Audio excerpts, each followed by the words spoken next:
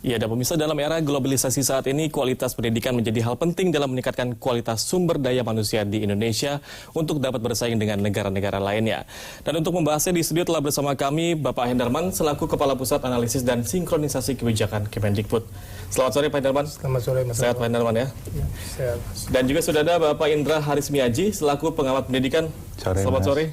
Sehat Bang ya? Sehat. Baik, kita ke Pak Hendarman dulu. Pak Hendarman, ini tema Hariknas di 2018 ialah menguatkan pendidikan dan juga memajukan kebudayaan. Kira-kira semangat apa yang ingin ditularkan nih Pak? Baik Mas Reva, jadi tema ini kita pilih karena kita mempertimbangkan berbagai hasil dan mutu pendidikan yang ada di Indonesia. Dan memang kita harus akui dengan menggunakan hasil internasional itu sebenarnya itu sebagai otokritik. Ya. Tapi mohon juga dipahami bahwa penilaian yang dilakukan organisasi internasional itu juga bukan semata-mata hanya itu saja. Karena kita harus mempertimbangkan bagaimana dari situasi di Indonesia sendiri. Yeah. Kita melihat negeri kita ini dengan berbagai keragaman sosial budaya, kemudian kondisi yang ada di masing-masing daerah.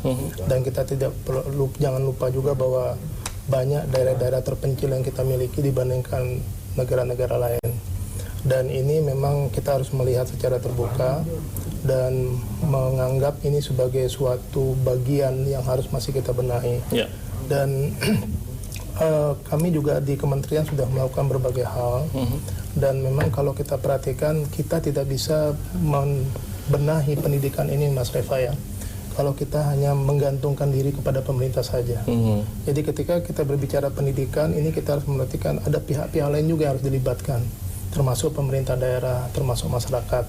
Jadi kalau kita hanya menggantungkan kepada pemerintah sendiri, itu kelihatannya kita agak lambat nanti mengatasi berbagai. Jadi harus ada sinergi oleh semua pihak begitu ya. Betul. Baik, nah Bang Indra, ini Anda melihat tepat pada hari ini Hari Pendidikan Nasional. Ya. Kualitas pendidikan di Indonesia sejauh ini bagaimana Pak? Seperti tadi sudah disampaikan kan dari opening tadi, memang kalau dibandingkan dengan negara lain, dengan berbagai tes itu, surveinya mengatakan kita menjadi salah satu yang terendah, ya kan? Dan salah satunya yang dipakai mungkin yang paling populer adalah PISA, gitu. Dan hasil PISA ini memang banyak dari pemerintah yang tidak percaya dengan hasil PISA, tapi justru dengan UNBK kemarin yang munculnya soal HOTS, terus anak-anak pada protes semua, kan gitu. Itu membuktikan berarti kajian PISA benar kan gitu. Kalau memang anak-anak kita untuk menghadapi soal higher order thinking skills sangat kesulitan karena tidak terbiasa. Padahal higher order thinking skills itu sudah menjadi standar pendidikan internasional. Karena menghadapi revolusi industri 4.0, kemampuan itu yang dibutuhkan. Juga termasuk kalau kita bicara tadi di pembukaan, kita punya masalah bagaimana menghadapi hoax, menghadapi fake news. Kalau kita sudah berpikirnya secara higher order, kita sudah mampu minimal menganalisa atau bahkan mengevaluasi mana yang hoax, mana yang tidak kan gitu.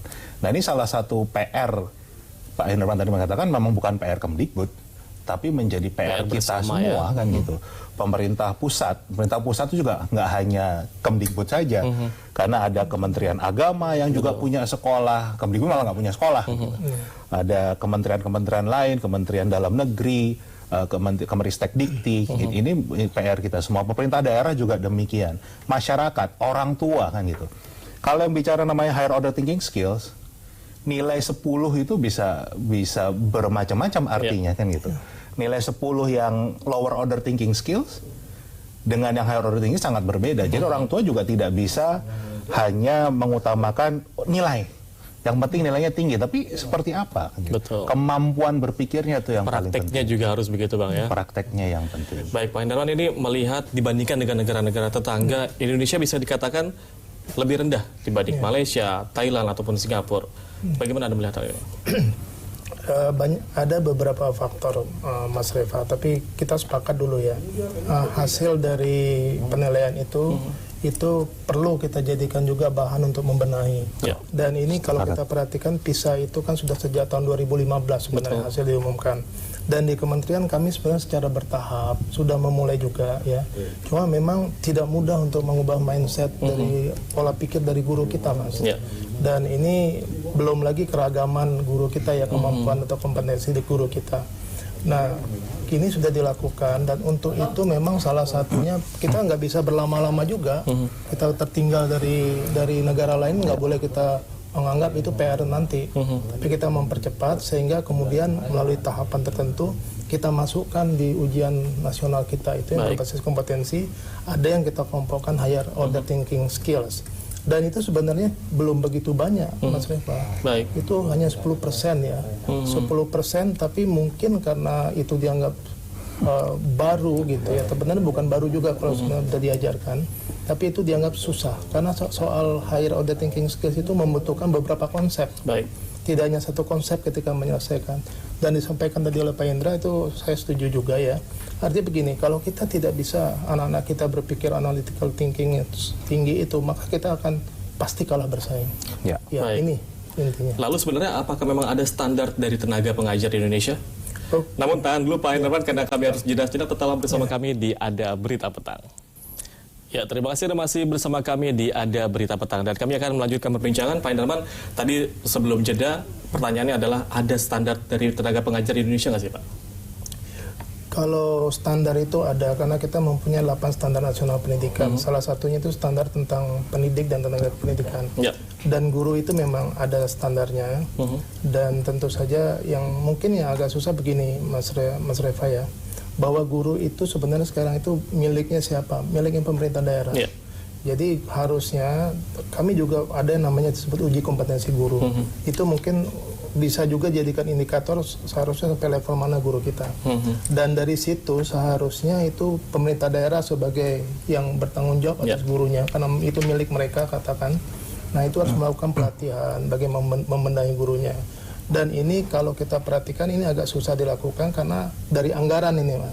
Ketika kita bicara anggaran 20%, itu jangan dikira bahwa angka 440 triliun itu semua ada di Kemendikbud. Dan ini persepsi masyarakat bahwa itu semua ada di Kemendikbud. Sebenarnya kami itu hanya 40%, dan itu transfer daerah sekitar 63% itu ditransfer ke daerah. Itu yang seharusnya dijadikan juga bagian alokasi anggaran itu digunakan oleh Pemda untuk membenahi gurunya, Mas Reva. Dan ini boleh dikata kalau kita perhatikan sekarang dari 514 kabupaten kota, ini baru 7 kabupaten kota yang datanya itu. Jadi memang belum 20%. Menyeluruh begitu ya? Iya. Dan lagi juga ketika itu akan digunakan, dimanfaatkan untuk apa anggaran itu, ini juga tidak bisa lepas dari hubungan eksekutif dan legislatif di daerah. Baik, Bang Indra, ini menurut Anda tenaga pengajar yang ada di Indonesia sejauh ini sudah mampu untuk meningkatkan kualitas kah? Sekitar 3 tahun yang lalu, Kemdikbud itu tadi Pak Henderman mengatakan punya yang namanya uji kompetensi guru. Jadi guru-guru tuh dites kemampuannya bagaimana. Nah, rata-rata yang ada saat itu 56 se-Indonesia skornya.